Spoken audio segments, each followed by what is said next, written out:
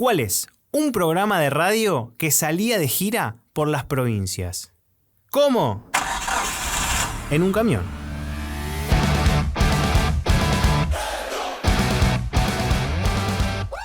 La movida del camión fue una jugada mágica de Pergolini, quien logró los auspicios necesarios para poder montar un camión con acoplado que tenía un estudio de radio, sala de producción, control técnico y sala de máquinas. El techo era un escenario en donde tocaban bandas. Empezó, la radio empezamos a hacer este sistema que se podía transmitir a distintos lugares. Entonces teníamos las transmisiones en vivo y le estaba empezando a ir muy bien. Y el acuerdo era que la tanda de en punto, acá viste comercial y todo eso había que pensarlo también, ¿no? Las tandas de en punto eran nacionales y las de y media eran regionales, tanto para capital como para la región. Entonces, las marcas, ¿cuáles eran muy fuertes? En Córdoba, Mendoza, en muchos lados. Y dijeron, ¿cómo hacemos para estar ahí? Y no estar en un estudio. Y yo les propuse de hacer el camión. Señoras y señores. Compramos un camión, que lo hicimos estudio abajo y el techo era para tocar. No había camiones así. No sé dónde mierda saqué la idea. Nosotros íbamos en el avión, lo que sea, y el camión iba un día antes y armábamos todo. Lo dejábamos en Bariloche. Sí, hemos estado en todos lados. Y de golpe salía Catupecu, las pelotas. Sí, claro. Papo. Un show de la Versuit fue clave. Habiendo transformado el techo del camión en un escenario, gracias a un show de la Versuit, me acuerdo, porque el techo del camión era de metal, como todos los techos de los camiones. Y hicimos un show, creo que fue en el Chaco, que a los Versuit se le derretían las zapatillas en el techo. El calor que hacía, porque claro, el sol del mediodía pegándole al metal. Yo me acuerdo de la Versuit saltando, pues se quemaban los pibes. A volar por el aire. A volar por el aire. Bueno, nada, se le puso toda una alfombra de no sé qué y qué sé yo. Y era fantástico ir al interior del país, hacer el programa delante de la gente, que la gente viera un programa que hoy por hoy, un programa de radio lo ves, porque todos tienen su canal de YouTube, etcétera, pero en ese momento ver la radio era imposible. Entonces la gente viendo el programa, viendo cómo hacíamos los personajes, las secciones, etcétera, etcétera, y terminando con un show gratuito de una banda generalmente de primerísimo nivel, arriba del techo del camión, era fantástico. No me voy a olvidar nunca, después se transformó en una tradición, todos los 21 de septiembre íbamos a Rosario, ahí en la Plaza España hacíamos el programa y nos divertíamos mucho. Me acuerdo Molotov en el Chaco, toda la gente, imagínate para gratis Molotov en Chaco.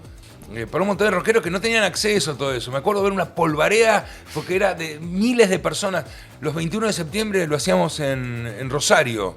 Sin policía, sin nada. 12.000, 15.000 personas. Sin un cana.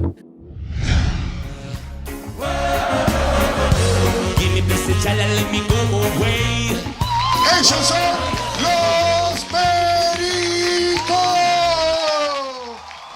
Juanchi Baleirón. Recuerdo uno muy bueno en Palermo, ahí enfrente al planetario, mirando hacia una de las calles internas del parque. Espectacular, reventaba. Fue como épico. Y después recuerdo otro muy lindo en Salta, que también fue muy lindo también. Era viajar tempranito a Salta con todo el staff y tocar también en el monumento a Güemes, mirando hacia abajo, hacia un bulevar que se prolonga hacia la ciudad, que también fueron épicos. O sea, la gente prendía fuego, todo. La ciudad estaba divina, el entorno, el lugar, era muy genial. Sí, fueron emblemáticos y de los primeros que se hicieron así, a ese nivel. Grandes, masivos, con mucha convocatoria, porque aparte estaba en su época de apogeo el programa, entonces también estábamos en un buen momento nosotros y se dio que los dos shows que recuerdo fueron tremendos. Una vez, los cuales volvían de Catamarca después de hacer el programa allí. Se sacaron infinitas fotos y firmaron cientos de autógrafos. Sí, ellos, no solo los músicos. De repente, se cruza una señora por el medio de la ruta y tuvieron que frenar. Ella, emocionada, le pidió a Mario si podía bajarse e ir a saludar a su hija, que cumplía años. Y obvio, así lo hizo. Sus compañeros lo esperaron y al rato Pergolini volvió y siguieron rumbo a Buenos Aires.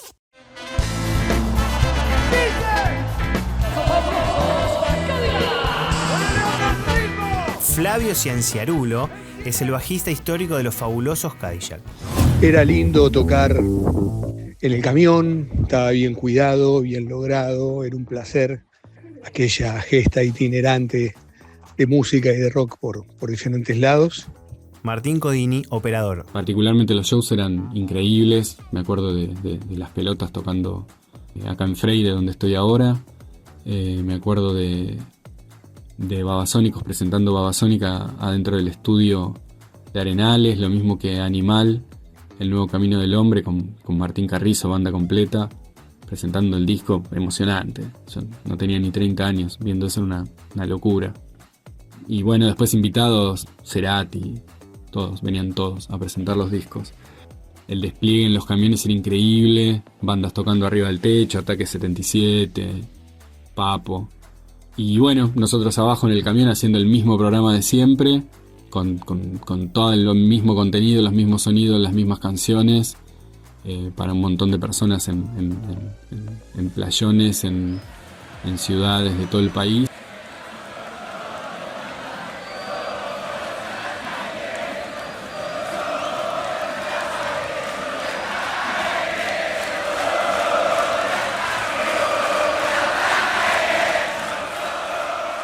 Mariano Martínez, en ese momento, era el guitarra de los Ataque 77. Nosotros éramos chicos, son cosas que yo hoy no haría, por ejemplo. Por ejemplo, tocar en el techo de un camión en el centro cívico en Bariloche en el invierno a las 7 de la tarde.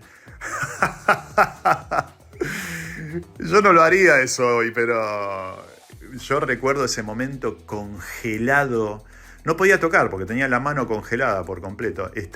Claro, el programa se hacía adentro del camión con la calefacción prendida, pero bueno, listo, a tocar, muchachos, y teníamos que subir esa escalerita y me acuerdo mucho de ese momento.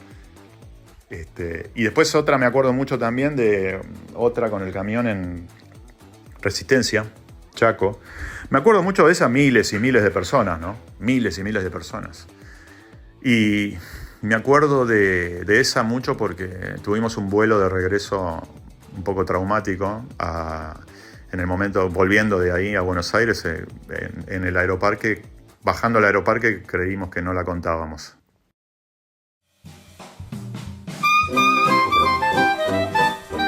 Los radioteatros también salían de gira. Gallo Blugerman. Cuando lo hace en la radio no tiene noción de que gusta o no, porque la gente que está ahí al lado tuyo se ríe, pero bueno, muchas veces los pudimos hacer en vivo porque el programa después empezó a salir de gira por el interior del país y en Buenos Aires también, como si fuera una banda de rock. Y de pronto los guiones se actuaban ante miles de personas. En Rosario, un día de la bandera, hubo 25.000 personas. Y eran 25.000 personas escuchando un radioteatro que habíamos creado nosotros y era muy, muy loco.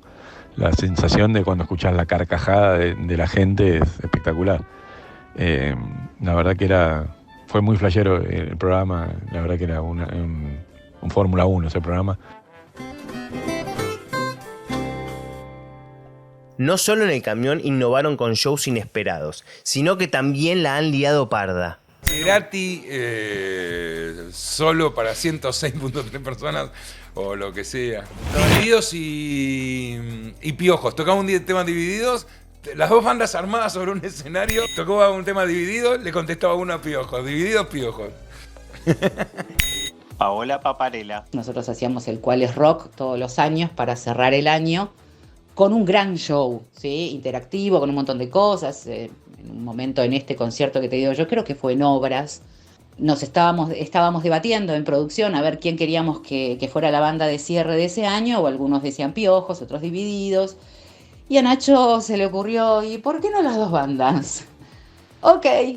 Y después, ¿y por qué no tocan un tema uno, un tema al otro, un tema uno, un tema al otro y después cierran todos juntos?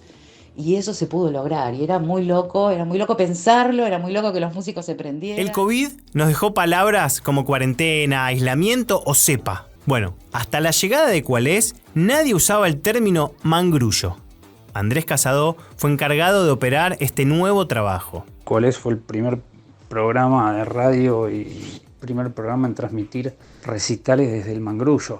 Habíamos dicho, bueno, ¿desde dónde se ve perfecto el show? Desde el medio del estadio, donde está el mangrullo de sonido. Bueno, vayamos ahí. Y bueno, esa locura abrió la puerta para que todos los recitales los transmitiéramos desde ahí. no solo recitales, sino como Pepsi Music, Quilmes Rock. Llevábamos todo el estudio y todo el control hasta ahí arriba y los exteriores eran desde ahí, y hablar con la gente de meteorología y hacer móviles dentro del estadio y llevar a los músicos al Mangrullo, salir desde el Mangrullo para en las pantallas gigantes del festival presentando las bandas.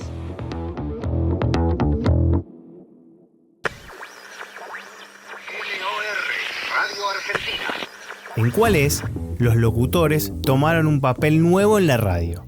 No solo eran locutores de HTH, sino que eran personajes en sí mismos. El locutor normal de la radio o los locutores hacían una presentación formal. Puede ser divertida, podría ser seria, pero una locución, una introducción normal, digamos. Ahora con ustedes el radioteatro del mediodía, ponele.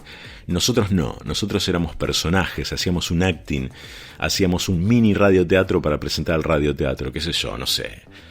Arrancaba la presentación con Vanina y yo en un supermercado comprando salchichas para hacer un microemprendimiento de hot dogs rockeros en la puerta de la radio, no sé, estoy inventando ahora. Y entonces en ese momento, mientras charlábamos de boludeces, uno le preguntaba al otro, ¿qué hora es? Ah, las 12 del mediodía. Ah, mira, ahora tiene que estar por salir el radioteatro del mediodía. ¿Hiciste la apertura? No. Si la tenías que hacer vos. No, yo no la hice. No, ahí nos volvíamos locos. Pum. Quilombo, salíamos corriendo, no íbamos sin pagar, nos corría el cajero, le robábamos el camión al verdulero, salíamos corriendo, nos seguía la policía, tiros, bombas, explosiones, llegábamos a la radio y presentábamos el radioteatro del mediodía. Son creativas, son deslumbrantes, son estúpidas, pero tienen una técnica, no es una estupidez así improvisada nomás. Eso, sí, los quiero ver a ustedes haciendo estupideces así. Bueno, en fin, esta es otra super sección de ¿Cuál es? The Radio Theater for Mediodía. El radioteatro del mediodía. Héctor Park venía de La Plata. Allí hacía algunas cosas para publicidad junto con el editor El Colo Cortés. Les iba tan bien que deciden venirse un día del 98 a Capital Federal. El Colo fue a la puerta de la radio y le dejó a Mario un CD. El resto es historia conocida. Ambos a los pocos días ya estaban trabajando en ¿Cuál es? En los cierres de cada programa estaban los resúmenes diarios. Esto era un producto de la magia de editores, guionistas y locutores. Vanina Parejas, la locutora, venía de La Plata también. Grabábamos todo el programa mientras salía en vivo y después agarrábamos pedacitos de cosas que nos gustaban o que habían sido destacadas y las uníamos con locuciones de Héctor y mías totalmente sacadas de contexto, por supuesto siempre tratando de dejar muy mal parados a los conductores del programa. Eran los míticos resúmenes de cuáles que se grababan en el momento, media hora antes de que terminara el programa, se editaban a contrarreloj. En ese momento los hacía Fabricio Lartigó al final, al principio los hacía el Colo, pero cuando se fue a Estados Unidos entró Fabricio para hacer los resúmenes en vivo. La verdad que había que tener una velocidad tremenda porque era one shot, no teníamos guión, grabábamos en una toma absolutamente todo y Fabricio mágicamente editaba todo rapidísimo para que al final del programa se cerrara con ese resumen que por supuesto también que tenía que ser gracioso. Yo recuerdo que vino gente, colegas de otras radios, y veían el laburo que hacíamos y no lo podían creer, porque era realmente electrizante lo que hacíamos. A nosotros nos gustaba igual, la pasábamos bien, era mucha adrenalina. Era un trabajo muy loco, en donde hacíamos ya el resumen del programa del día, hacíamos el resumen de la semana, hacíamos el resumen del mes, y después cuando terminaba el año hacíamos el resumen del año. Como para ejemplificar la velocidad a la que trabajábamos, recuerdo que una vez hubo un invitado que creo que era Ricardo Darín y terminó el segmento, digamos, el momento de la entrevista. Bueno, gracias por haber estado con nosotros, Ricardo. Sí, no, gracias a vos, que yo. Cierran y automáticamente salió el resumen de lo que había pasado en esa entrevista. Así de rápido trabajábamos, una locura. Recuerdo que Darín no podía creer, porque aparte no solamente el resumen salió con las cosas que él había dicho, sino que nosotros decíamos cualquier banana, decíamos cualquier estupidez, cambiábamos de lugar las palabras, mezclábamos las frases y les hacíamos decir cualquier cosa, obviamente todo en tono de humor. Los viernes había un resumen de la semana, con las mejores partes del vivo, los radioteatros y las secciones. Por supuesto, terminaban siempre con mi frase, un día más, un día menos.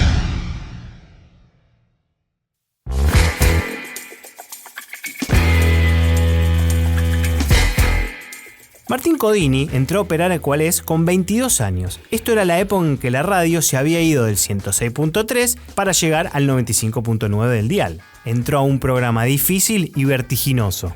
Trabajábamos con 3 caseteras, 2 compacteras, que después se convirtieron en 3 compacteras. Cuando empezó el Info Cuál es, era imposible hacerlo solo con 2 compacteras, así que pedí una tercera y bueno, ser parte de Cuál es tenía esos beneficios. Uno pedía y las cosas pasaban. Teníamos 3 caseteras, 2 compacteras, minidisc, datera. No me acuerdo si todavía teníamos una bandeja o no. Pero bueno, eso fue en 1996. Recién en 1998 aparece la primera computadora con un sistema que se llamaba AudioVolt, que era muy malo. Con creo que 3 salidas. 2 que eran para comerciales y una tercera que era una botonera muy rudimentaria. Así que bueno, los primeros años fueron super old school, con mucho trabajo a 4 manos con el coordinador de aire, que era Nacho Goano. Mario Pergolini fue uno de los primeros que le puso voz al operador. En primer lugar, por un Tollback, que es un micrófono incorporado a la mesa del operador. Con el paso del tiempo se le puso un mejor micrófono al operador para lograr mejor calidad de audio. André Casado operó Cuál es durante 15 años entre suplencias y titularidad. Fue el último operador de Cuál es. Rocampo en ese momento era la única radio que hacía salir a sus operadores al aire, a hablar. Y Cuál es más todavía porque no solo lo hacía hablar, sino que formaba parte de la mesa en el comienzo. Un comienzo que nadie, no estaba preguionado como mucha gente pensaba. Nosotros no nos mirábamos antes del programa y decíamos, bueno, vamos a hablar de esto.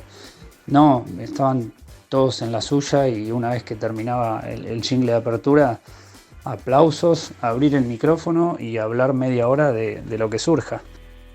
Casado era el encargado de vestir radioteatros con efectos y ambientes. Y claro, dado que los guionistas trabajaban mientras el programa estaba al aire, él aprovechaba las pausas de 8 minutos eternas para armar todo. Quizás hoy un radioteatro, la gente o la generación que está ahora en YouTube o en los canales de entretenimiento no lo entendería, pero en ese momento era un furor, era esperar el radioteatro Cuál es. El Colo Cortés le dio su magia muchos años a los sonidos de Cuál es, hasta que se fue a vivir a Estados Unidos. En 2005, Nacho Goano llama al Artigó para X4, una radio de 4 cabezas, el grupo de Pergolini. En 2007, Héctor Armas, quien hacía los resúmenes de Cuál es, se va a vivir a Esquel, y es así como el Artigó pasa a ser el último editor de artística de Cuál es hasta su fin. Llegaba a la mañana, tipo 8:30, preparaba la compu para grabar, preparábamos unos minidisc con el cual íbamos grabando todo el programa para luego hacer los resúmenes, que salía uno a las 11 y uno a las 13. Nosotros escuchábamos primero la apertura, íbamos haciendo marcas donde encontrábamos cosas divertidas para poner en el primer resumen, el que salía a las 11, y después el resto del programa se seguía grabando en minidisc y anotábamos los tiempos, y de esa manera después podíamos encontrar las partes que nos interesaban. Una vez que salía el primer resumen teníamos un ratito para relajarnos, a veces sí, a veces no, porque teníamos que armar seguramente alguna promo de algo o salía algo al aire gracioso que por ahí no lo íbamos a poner en el segundo resumen, o por ahí salía algo y se nos ocurría hacer una pieza artística y en el momento Héctor, Vanina y yo buscábamos, armábamos algo, Héctor escribía y grabábamos y editábamos. Puta sucia, banquera, culo roto, cabeza. Si bien Cuál es cambió el lenguaje de la radio FM, ninguno de ellos abusó de las malas palabras.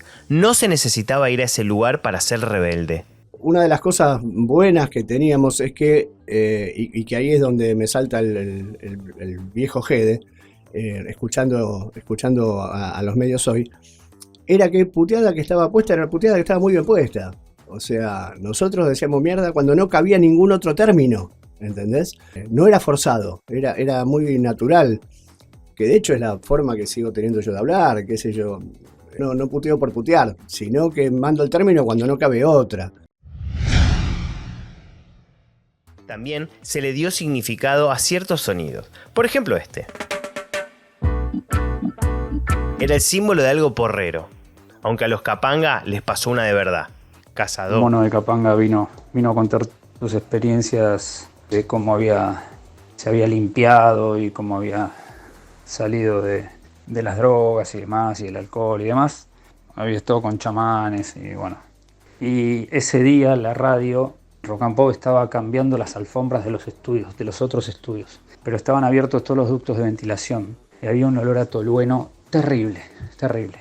Tal es así que la nota empezó a tener un giro muy cómico y gracioso, porque Mario le hacía preguntas, se reían, nos reíamos todos, pero la respuesta era otra y nos empezó a doler la cabeza y bueno, hasta que dijimos, no, bueno, basta, y pusimos música y nos fuimos. No podíamos hacer el programa, así que pusimos música y nos fuimos. Dejamos el programa creo que a las 11:30 de la mañana más o menos. Pusimos música en automático y nos fuimos porque no se podía estar del olor. Un momento muy esperado era el sorteo de la cerveza Quilmes. ¿Y ahora cuál es? Te da para que tengas 10 litros de Quilmes. Destapá la mejor historia. Que no sea pura espuma. Tenemos 30 litros de cerveza Quilmes, no viene con nada. Lártigo. Salían 3 oyentes y cada uno contaba una historia. Hola. Nosotros hacíamos un resumen de los 3 oyentes y Mario al final de que hablaba con el último oyente decía a ver qué dijeron, y ahí tenían que salir los 3 oyentes, pero no siempre las charlas eran largas, a veces no sé, no daba y se cortaba la charla muy cortita, entonces era muy poco el tiempo que tenía. Recuerdo que Andrés Casado, el operador, estaba con la carpetita donde yo le pasaba el resumen de Quilmes, era la marca, y estaba esperando que aparezca, y ni bien aparecía lo tiraba, o sea, no había mucho tiempo ahí no se chequeaba, eso no se escuchaba el render, si el render salía mal al aire. La verdad que ese sí que era de lo más estresante. Sabrá tu novia que escuchamos Morrissey, que me extrañas más de lo que ella te... A Leo García le adjudican el mito de que como lo jodían con su canción Morrissey para marcar algo de gay, él se presentó sin aviso previo en el estudio y se les plantó. Recuerdo que una amiga me había contado que pasaban diariamente la canción como medio un tono burlón, pero yo cuando me enteré que la pasaban a la canción, en realidad me puse re contento porque siempre fui admirador de Pergolini y siempre escuchaba Feedback, escuchaba todos los programas de Rock and Pop, y la verdad que Pergolini para mí es una persona que merece toda mi admiración. Entonces cuando me enteré que pasaban mi canción, nunca sentí ningún tipo de prejuicio, ya sea el tono en que lo hiciera. Si lo estaban haciendo un tono burlón, para mí era un honor que lo estuviera pasando, porque yo siempre escuchaba sus programas de radio y era todo un sueño cumplido que ya me esté citando ahí. Bueno, asunto de que voy y yo no sabía realmente por qué que ellos hacían eso con la canción, solamente por algo que me había contado una amiga. Y entonces a mí se me dio por cantar esa canción, Escúchame entre el ruido, y quedó perfecto, pero yo no me sentía ofendido en lo más mínimo. Creo que Pergolini en un momento me hizo un chiste, porque a mí no se me escapa ninguna, y por ahí yo parezco un tonto, pero no lo soy. Él me dijo, sabrá tu chongo, en vez de sabrá tu novio, sabrá tu chongo, o sea, que como que me quiso molestar. Pero a mí nunca me llegó eso. Siempre tuve ese ángel aparte, ¿no? Que para mí puede venir un hater, me puede decir lo que sea, pero a mí me resbala. Tuvo momentos y conciertos únicos por las mañanas. Megadeth hizo un acústico por primera vez acá, y David Bowie tocó para ¿Cuál es? En la capilla del Centro Cultural Recoleta.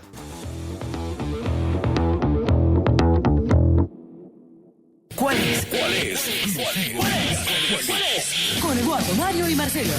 Quédate por acá, suscríbete, toca seguir, entra al Instagram de la Podcast Record o de Almacén de Podcast, así te enterás las novedades. En los próximos episodios te voy a contar más sobre Cuál es a través de testimonios exclusivos para este podcast, como todos los que escuchaste hasta recién.